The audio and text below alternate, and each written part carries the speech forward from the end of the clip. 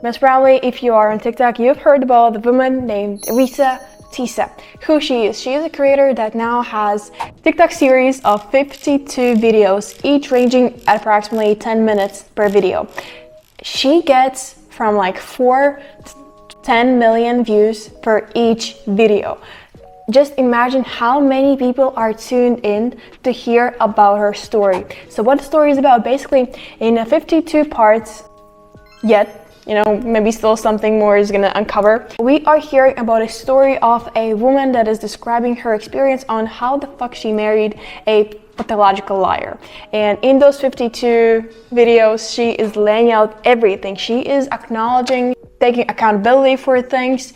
She is explaining her story. And today, let's just talk about all the nitty-gritty things, why people are watching 52 parts of a freaking video of a lady they don't know of. It's a lady on internet. They never heard of her, but she grew such a massive following of people that now she has around 3.5 million on her TikTok. I'm gonna put this picture right here so you know what's the current up-to-date number. She blew up. She blew up to the point where people started reposting her videos and started filming reaction videos onto her reaction video. Today, why this video should be interesting for you is for you to understand how you can apply those same tips and strategies that she used, maybe not deliberately, but you can use them deliberately to make sure your audience grows and you can continue growing. Why her story is so fascinating, because she was not filming those videos on YouTube. YouTube is all well known a long form content platform. That means that we are watching videos that are 40 minutes long, hour long, 2 hours long on YouTube. Other than that, we only have TV series or movies. But Reesa grew up on freaking TikTok, a platform which usually is considered as a short form content platform. That means that videos that are from 5 seconds to 15 seconds are the gold medal for TikTok. But the lady somehow has now 52 parts of her 10-minute videos, and now if we would put all the videos together, combined person would look through around 4 hours of Reesa Teesa's storytelling. So why people are tuning in? Now people just watch Reesa Teesa's story as a fun time, what to do after a work, how to relax themselves. They're not watching even some YouTube series or TV shows or movies. No, they just log into TikTok, and only thing why they log into TikTok is to watch her story to know what happened next. So this is the first takeaway from all this review, why people are watching her stories. First and foremost is that that's a TV show. That's a TV show. She has a lot of series. So once you watch the first series, you get hooked in, and then you watch the next series because there's an anchor to the next story, because you want to know more about it. Because why? Because you may be in the same position as well. You may have a pathological liar in your life. Either you don't like something that your partner does, or something just matches and takes the story, or you feel like you may be able to be in that situation. So you need to be aware of what the person may do. Therefore, it is kind of also educational content if we think about it, right? So why people tune in? Because it's a series. Those are series. If she would just post a 4-hour video, do you think anybody will listen? I doubt that. Reesa Teesa is a woman who, by our standards, did everything wrong in terms of content creation. She is filming in her car with moving parts. She is filming with background noises, with something going on in the background, not the best lighting, not the best audio, not the best outfit visually that you can wear if we're thinking about what is perceived as a good video, right? Editing, it is the outfit, it is the speech, it is the lighting, it is the audio, it's everything combined. And we feel like in now modern age, only way how we can actually grow and blow up on internet is if we have this overly edited, overly well-produced video. And Reesa shows that it's not necessary at all, and she gained so much traction from her regular videos. What does that tell us? that just strengthens the fact that I told you in previous video that we are now shifting into other category. We are now moving away from overly edited videos. We're gonna feel like everything that we did 2022, 2023 is gonna be like Tumblr back in 2016, where everything was overly exposed, everything was overly saturated.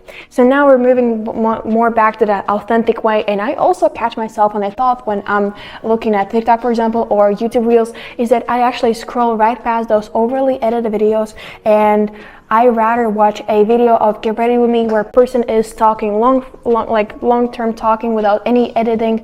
What Reesa did is complete opposite. She is just talking to a camera. She is talking about her experience.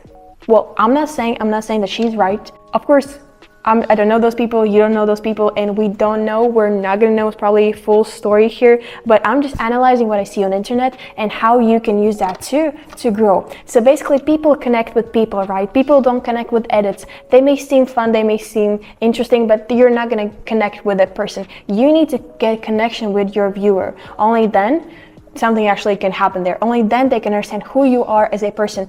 If your values align, if you have common meeting points that connect you with a person, they will feel more inclined to talk to you, to work with you, to watch more of your videos. So now that it became a trend to just watch Reesa Teesa's videos and say your thoughts on it, it's like a viral loop. It's the best thing you can get going for your business or for you as a brand, as a creator, if people start talking about you. Same thing, if you remember, happened to Alex Earl. Alex Earl is also a TikToker who blew up because her girls started talking about her on TikTok. They were making videos like, did you hear about Alex Earl? Alex is the new girl, la la la. My it girl is the Alex, my inspiration is the Alex.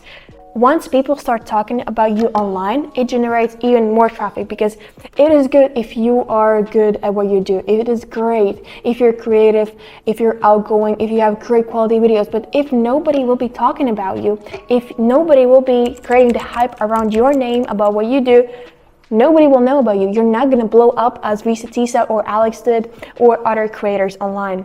What you can take from it: authenticity will always win, because we want to connect with people.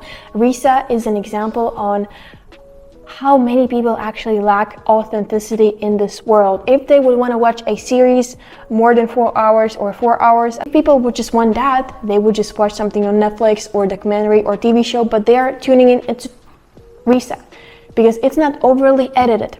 It's raw emotions, and person is telling to person, as in FaceTime, what they feel, what they think about life, how they fucked up, what they could have done better, basically summarizing everything. And people see that it's authentic.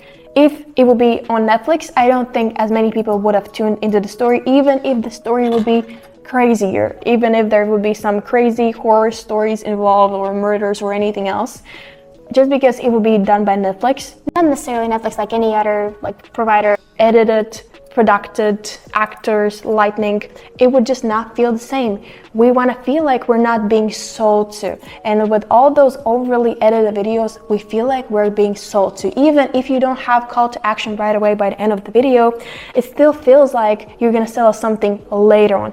But with the videos that are less edited, less things going on, it seems more person to person, just how it is. It feels like you are actually talking to me. And Reesa is a great storyteller.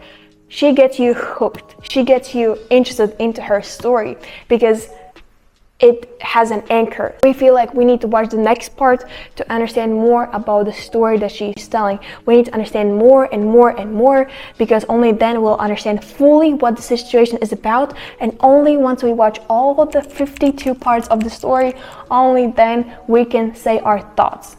And I'm not saying that she did that on purpose for money, because as she stated, she said that when she first rolled out her videos and her first viral videos went viral, she was not in a creator's program, so she could not get monetized. The story is just evolving and she is just filming it. So what you can take for yourself as an aspiring creator is try to, as I mentioned before, connect with your viewer and also do series. Now TikTok is going to push more series onto their platform because they understood that with this short form content, it's great to attract viewers, but they cannot monetize their platform as well as YouTube does it. Because if on YouTube you're watching a person for 10 minutes or more, YouTube can put like 2-3 ads in the middle of the video, so they get also monetization from the video.